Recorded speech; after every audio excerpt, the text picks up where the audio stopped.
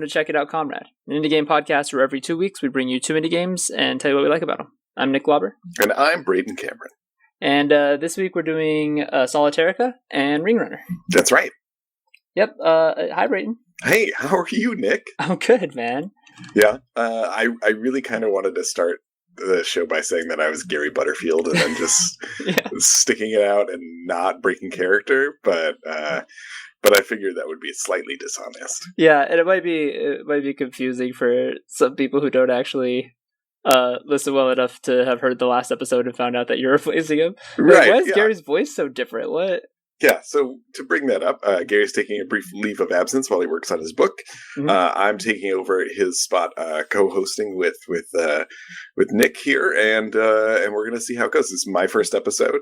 I've been on maybe 3 episodes as a guest host, but yeah, you're the most frequent guest host.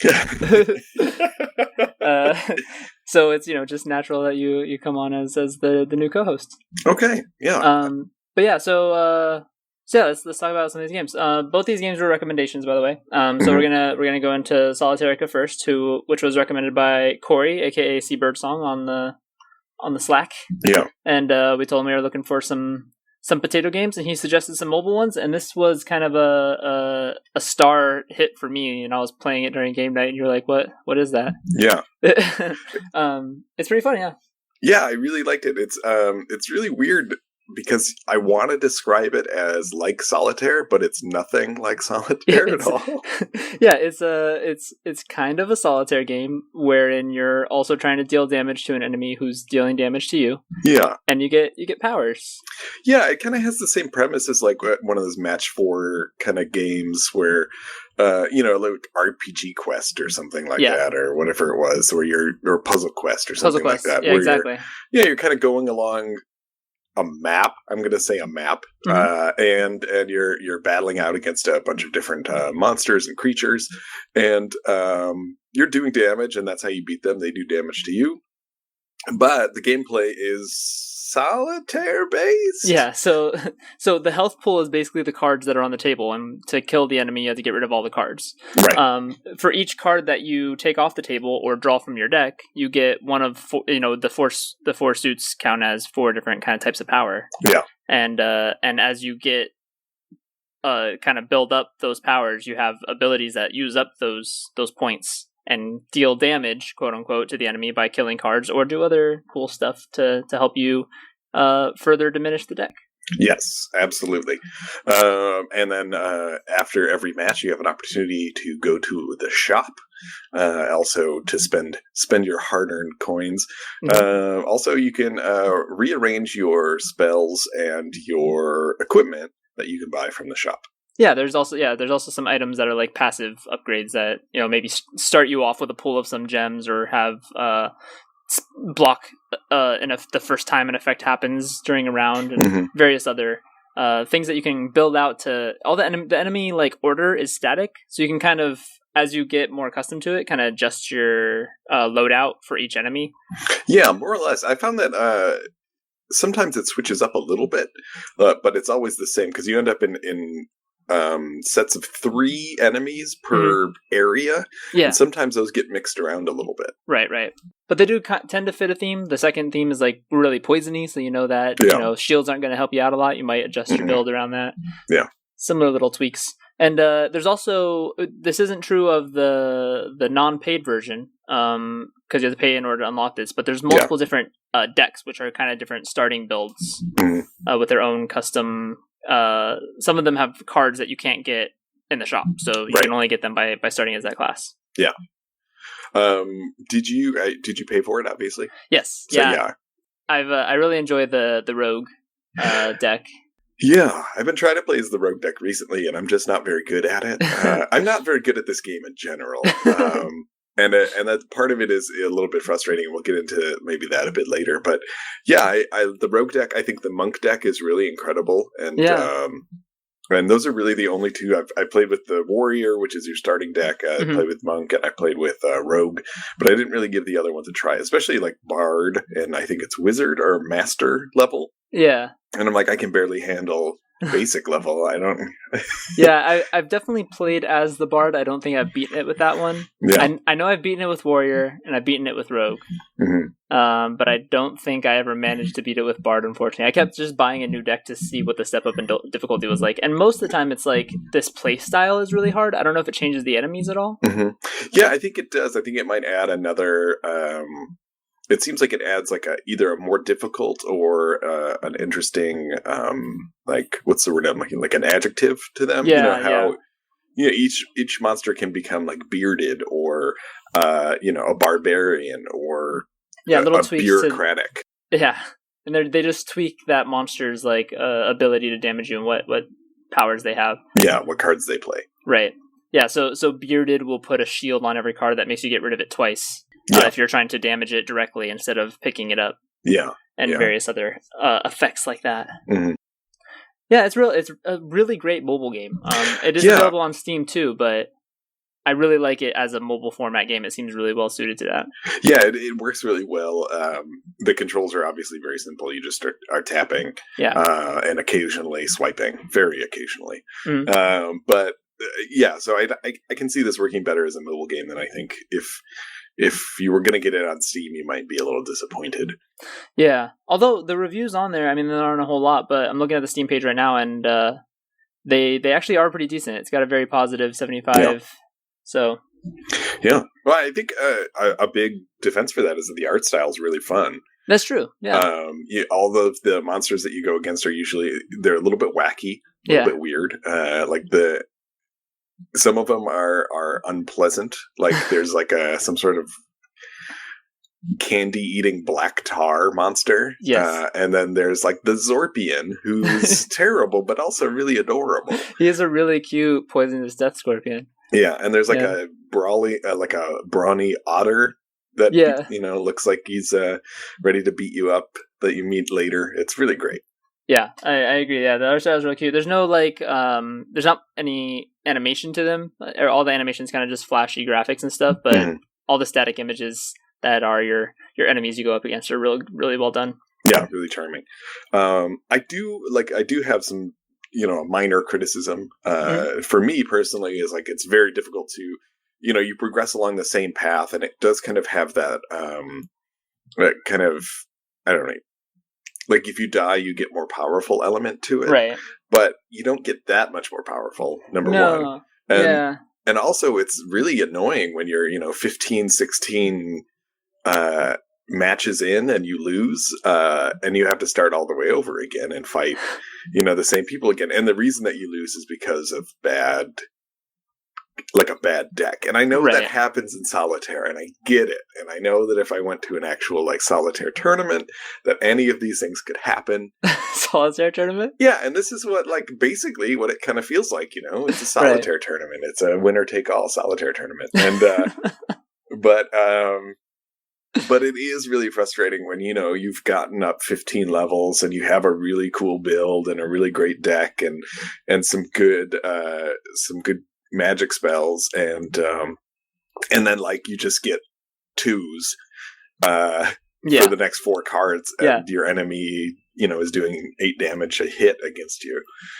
I've got 8 cards up, and they're all the same of 2 cards, and they're 10 cards separated from each other, so there's no way I could combo between them. Right, exactly. Yeah. And you can't get enough points to get anything going, and the next thing you know, you're dead. And it is very frustrating, and it's one of the reasons that one, I've never beaten it with a warrior deck, which is ridiculous because it's the one that you start with. But I can't do it. I get towards the end, and then I end up getting a really terrible deck, and there's no way around it. Yeah, I totally agree. The only mitigation for that is that you can spend money on a revive, basically. But all that does is let you start that same round over again, which can just has equally as bad of chances of becoming a terrible deck that you can't possibly get through. Yeah, and I don't want to do that. Yeah, right.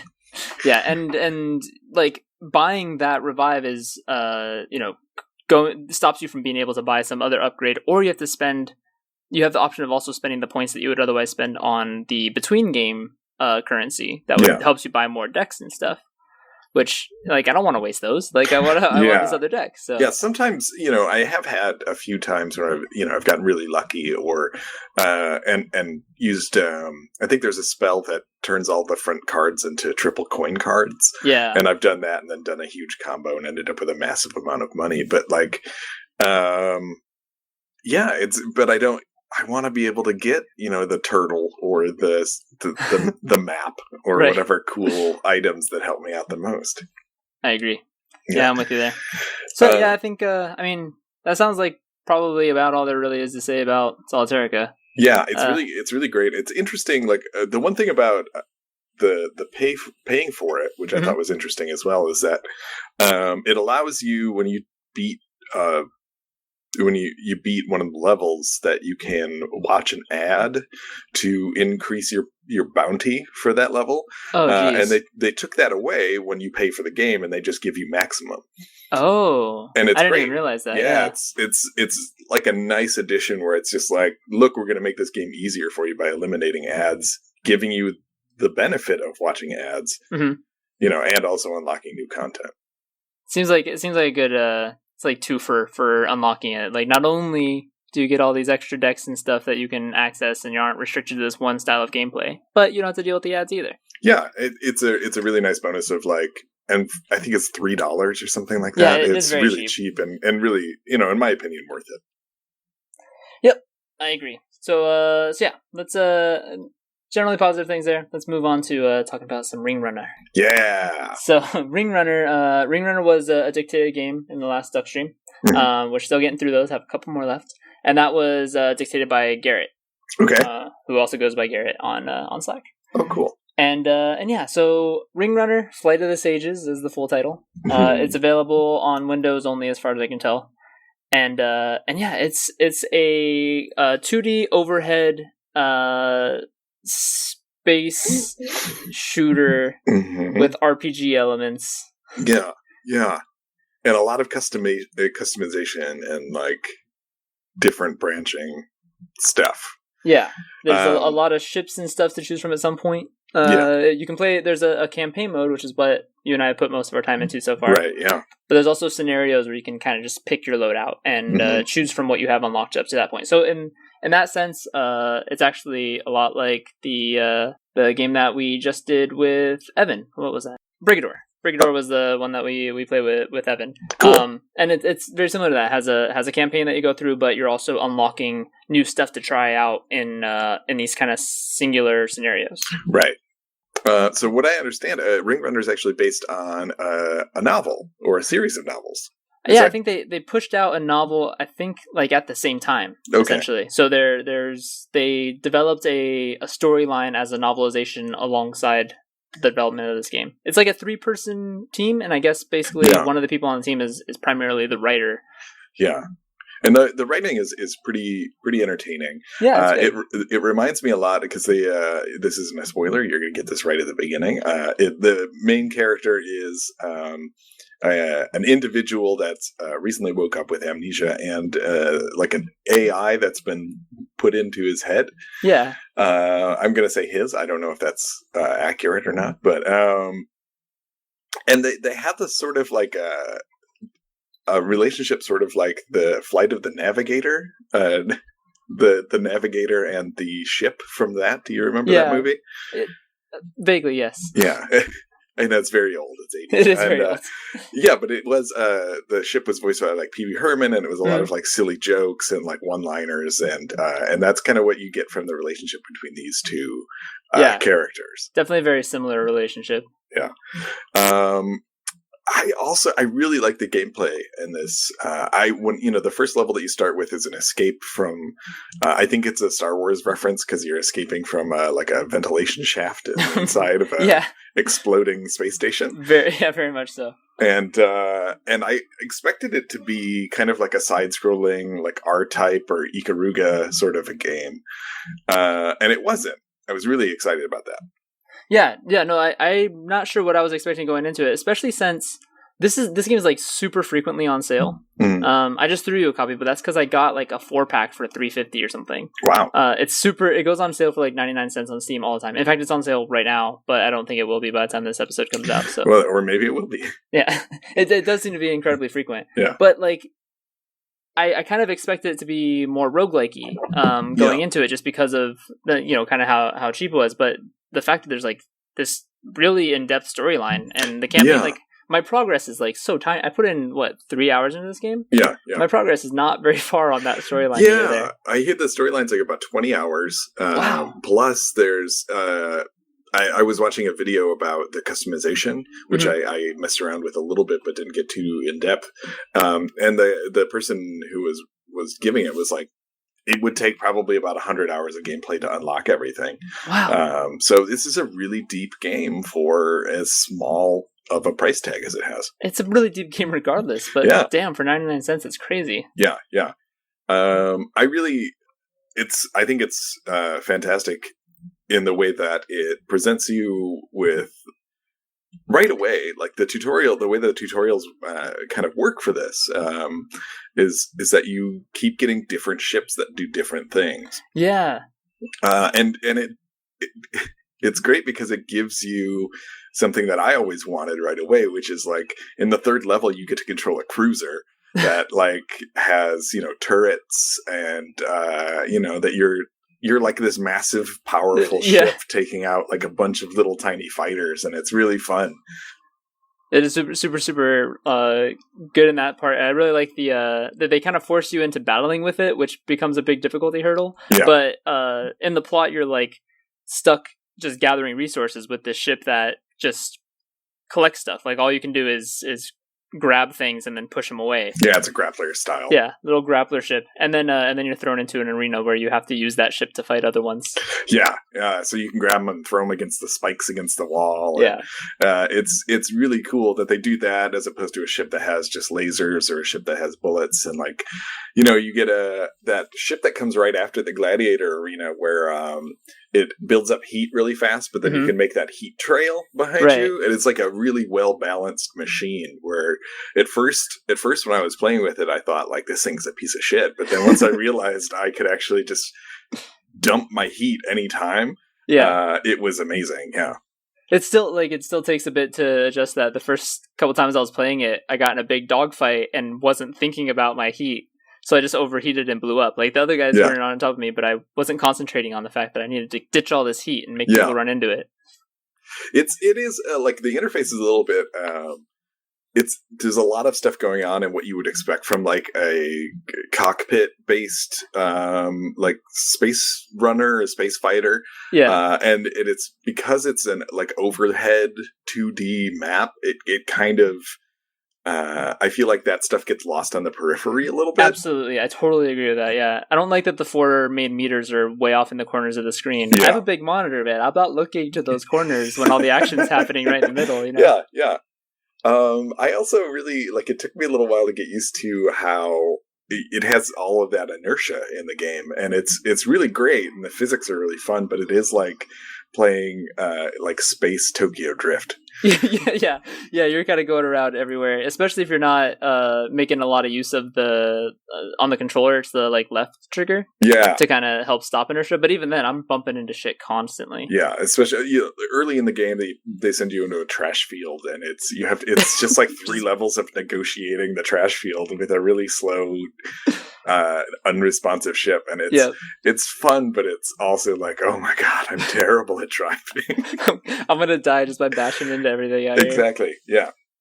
Yeah, it's super entertaining.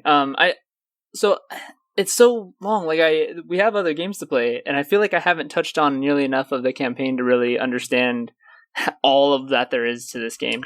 Yeah, I agree. It's something that I'm definitely going to go back to and play some more because it was a lot of fun, and and I'm curious about what goes on with the storyline. It's full of peanut butter cups so far, and I'm happy about that, and we'll see how it goes.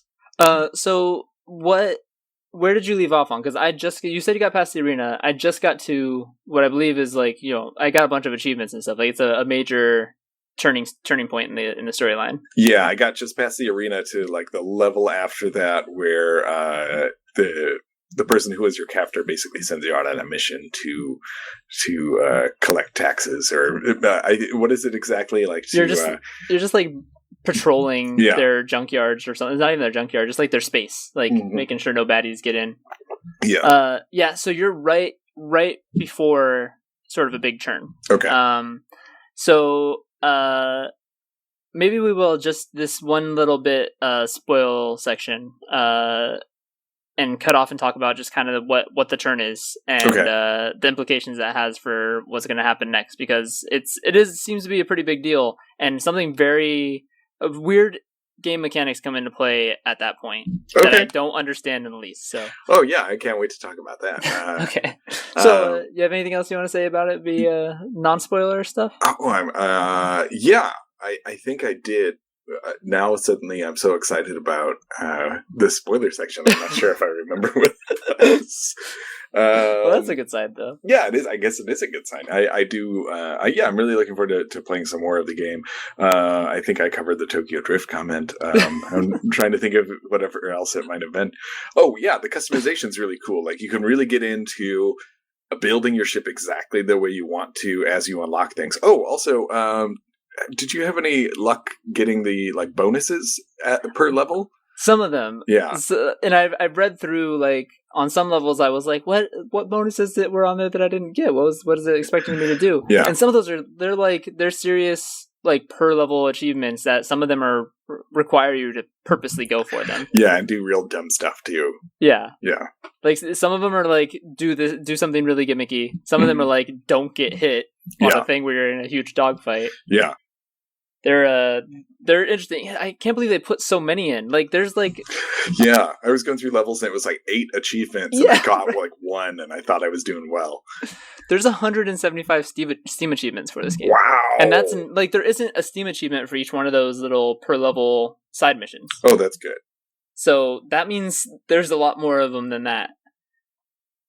That's crazy. Wow. Yeah, there's a lot of content to this game. It's incredible. Yeah, I only got 1 achievement so far.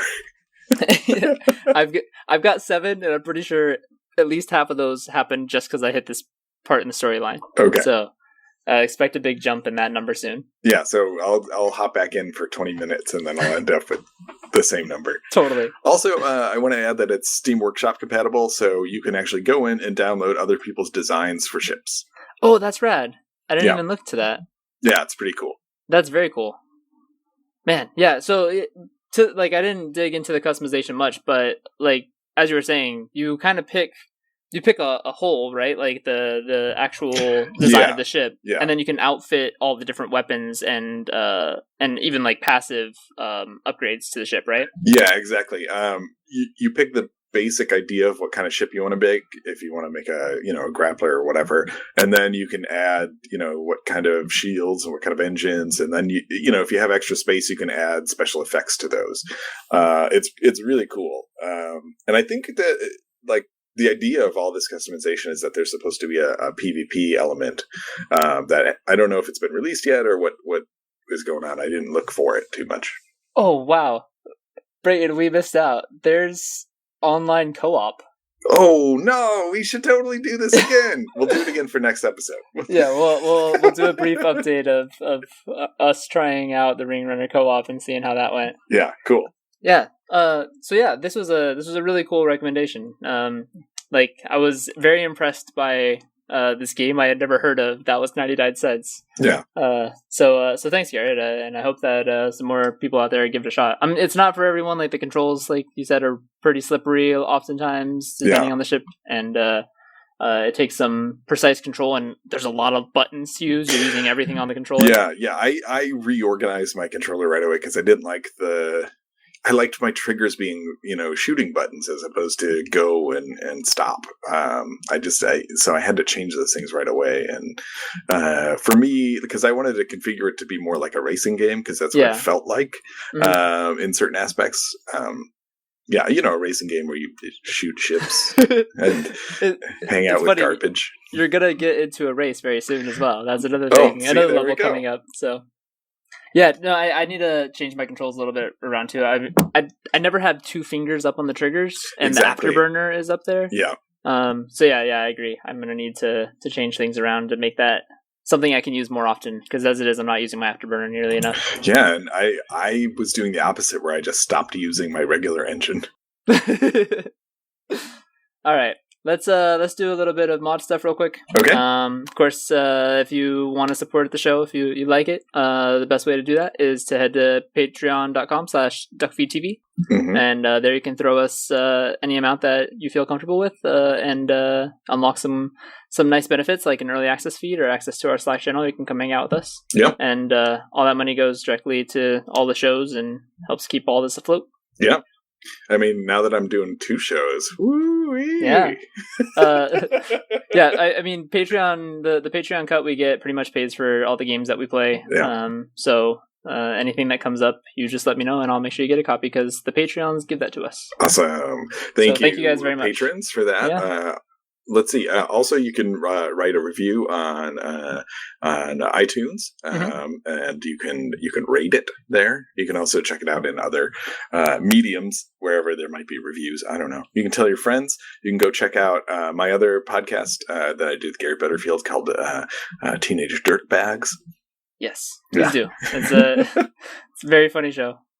Yeah. It's the height of comedy. It's been running for a very long time. Yeah, the longest running podcast in podcast history, actually. Mm-hmm. Yep. I think that's about it. If you don't want to hear the very slight, churn that happens 3 hours into the Ring Runner campaign, please stop listening here. Otherwise, we'll see you after a little ditty. Okay. All right. So. Yeah, this is going to come up very soon, so this isn't a very big spoiler for you, because it's going to happen to you right now. Yeah. But you, on one of these missions, you run into a ship that's going fucking berserk. Uh-huh. And he stops and he helps you out of a bad situation, then comes talks to you, and apparently you are what's called a sage. Okay. Who has something crazy in his brain, some special neurons or something, that lets you manipulate matter in a way to give yourself special metaphysical powers. Okay. I did not expect this game to take this turn. Yeah. But it's neat. The first thing that happens, so he like shows you this like level inside your brain or something, and you're flying around like a little ship, so it controls all the same way, but you're throwing around like negative and positively charged particles. Okay. And apparently, after you complete this one level where you're kind of just destroying some, that helps him to teach you how to unlock the ability to slow time down. Oh wow! So you get like bullet time when you're playing. Yeah, so it's a very high recharge ability. Sure. But when you activate it, everything goes into slow mo, and you are still normal speed. Oh, that's really cool. So you're whipping around all over and just like knocking people to bits. It's real fun. Yeah, I bet there's like other abilities that you get when you play later on too. Totally, there has to be, because he showed you like this whole like framework for how these abilities come to be, and I'm sure there's just going to be like a ton of different levels that give you different abilities. Oh, that sounds so cool. Yeah, what the hell is this game, dude? All right. Why has no one heard of this thing? Well, that's one more reason for us to get on that co-op. Totally, yeah. We should check that out for sure. Uh-huh. All right. Awesome. So I think that's about it. Thanks for listening, everyone. Do we want to talk about what we're doing next time? Sure. Okay. So what do I have on here? I think we're doing FTL next time, right? We do it, yeah. FTL is another dictated game that we have coming up next, and then we have Crawl after that. But I don't think we've decided on what our potato games to pair those with are yet. Okay, yeah, we still have to figure that out. But expect another riveting space episode about FTL in 2 weeks. Spoiler, I love FTL. So the double spoiler, I love FTL as well. But I think I love the soundtrack more than the game. The soundtrack is okay. We'll leave that to the next episode. Yeah. Thanks for listening, guys, and we'll see you next time. Bye.